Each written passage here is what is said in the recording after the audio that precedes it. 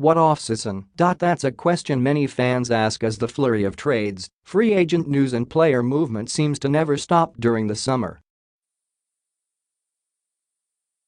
Since the Golden State Warriors claimed their third title in 4 years back on June 8, June 9, PHL time, NBA teams have undergone a massive number of changes as they prepare for the season ahead.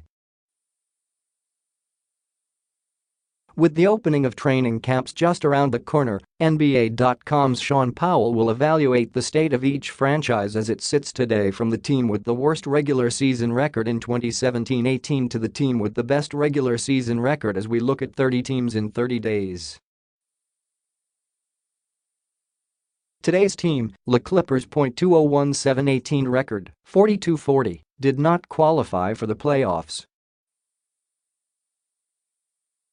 Who's new? Shai Gilgeous-Alexander, draft, Jerome Robinson, draft, Marcin Gortat, trade, Luc Mbah to Moute, free agency, Mike Scott, free agency.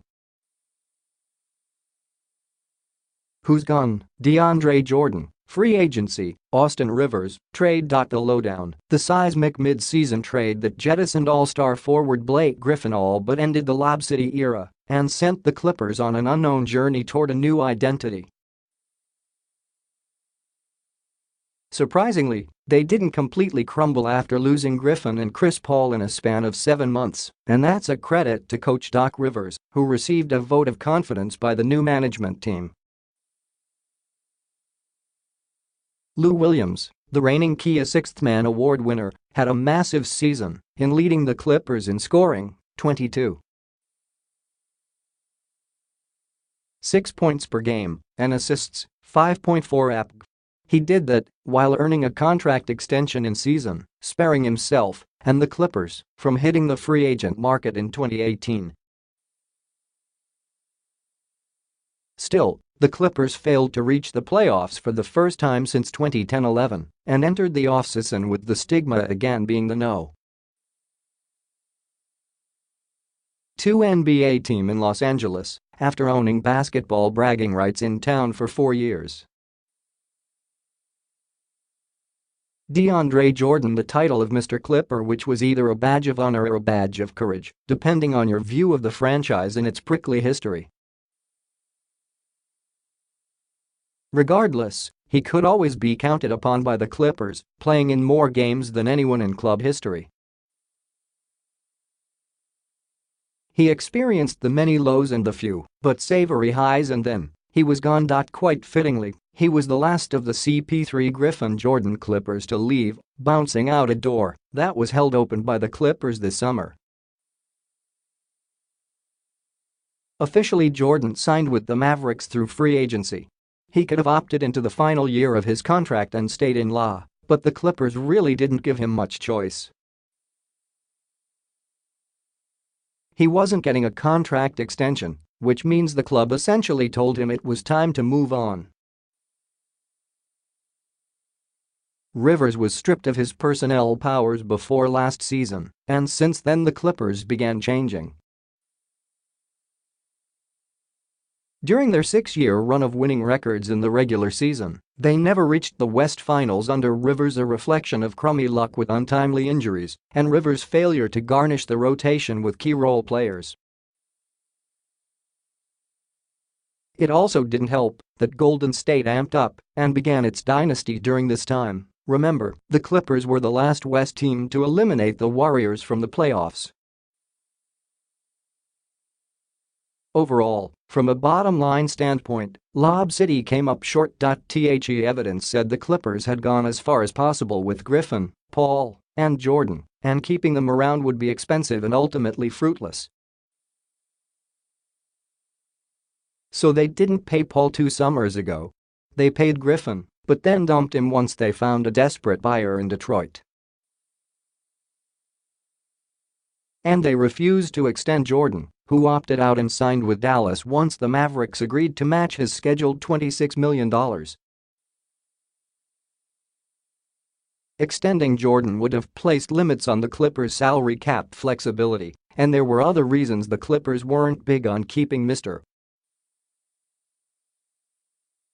Clipper Although he's one of the best rebounders of this generation, Jordan has slipped a notch as a rim protector and remains a non-factor offensively. He's the last of a dying breed, a big man who can't stray 10 feet from the basket. Clearly, Michael Winger, Lawrence Frank and consultant Jerry West believe it's time for massive change, with one exception: Rivers remains as coach. He's still among the league's best and proved so last season when the Clippers, despite the Griffin trade and subsequent upheaval and injuries, won 42 games.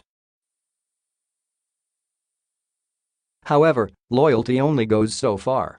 The Clippers did trade Austin Rivers to the Wizards for Gortat, mainly because they needed a center to replace Jordan. Austin did improve, especially as a three-point shooter, 37.8%. But there's also the sound of relief in Clipperland as the trade put an end to the often awkward vibe caused by a father-son combo in the same locker room. The Clippers start fresh with Gilgeous-Alexander. He's a long, 6'6" point guard coming off an impressive showing in NBA Summer League, where he displayed a smooth handle and good defensive instincts.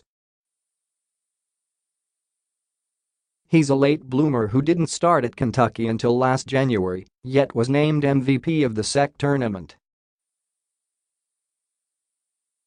The Clippers believe he can have a better rookie season than Colin Sexton, Cleveland Cavaliers, or Trae Young, Atlanta Hawks.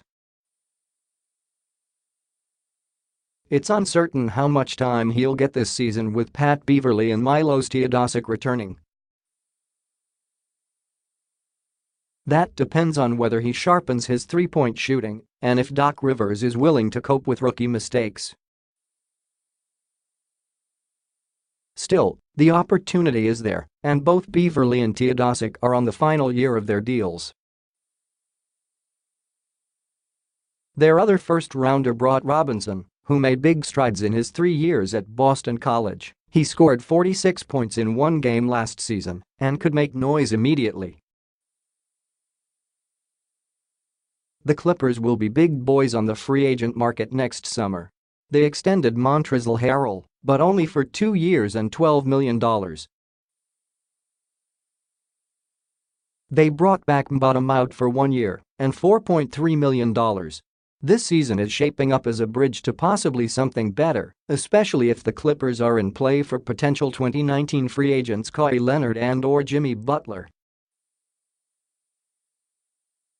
Los Angeles will belong to LeBron James and the Lakers this season, while the Clippers enter an early phase of their reinvention.